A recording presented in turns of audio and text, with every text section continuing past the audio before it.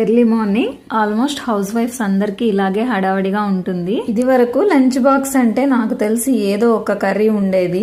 ఇప్పటి వాళ్ళు హోటల్లో ఉండే మెనూ అంతా మన లంచ్ బాక్స్ లోనే ఉండాలంటారు.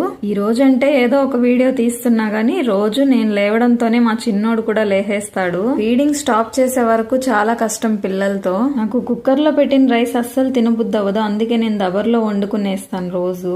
ఇవాళ అయితే అన్నం వంచగానే మా చిన్నోడు లేహేశాడు. ఇంకా వాడిని కూల్ చేసి తిరిగి వచ్చి మళ్ళీ వంట చేసుకుంటున్నాను. మా ఇంట్లో 2 రోజులకు ఒకసారైనా ఆకుకూర ఉండాల్సిందే. మొన్న ఒక రోజు ఫ్రిడ్జ్ ఆఫ్ చేసి ఆన్ చేయడం మర్చిపోయాను, అందుకే పనగంటాకు కలర్ మొత్తం చేంజ్ అయింది, కానీ పాడవలేదు. సో వండేస్తున్నాను. ఇవాళ అయితే బ్రేక్ఫాస్ట్ కోసం ఇడ్లీలు పెట్టేస్తున్నా. ఇడ్లీకి సాంబార్ చేద్దామంటే టమాటాలు అయిపోయాయి. ఈ రోజు కూరలోకి మాత్రం కరెక్ట్ గా సరిపోయాయి, అందుకే చట్నీ చేసేసాను.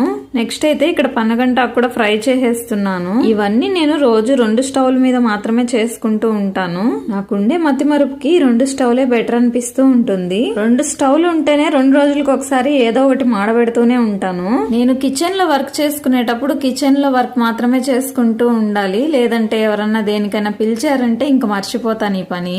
మొన్న నేను ఈ ఇడ్లీ పాత్రలో కంకులు ఉడకబెట్టేసి బయటికి వెళ్ళాను.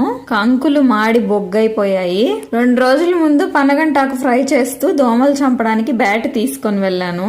ఏదో వాసన వస్తూ ఉంటే దోమలు చచ్చిన వాసనేమో అనుకున్నా. మా ఆయన కిచెన్ లో ఏదో మాడిపోతుంది చూసుకో అంటే అప్పుడు చూసాను పనగంటాకు మాడి బొగ్గైపోయింది. కింద పడకుండా స్టైల్ గా పెడదాం అనుకుంటే రావట్లేదబ్బా. ఈ రోజు స్నాక్స్ అయితే మ్యాంగో.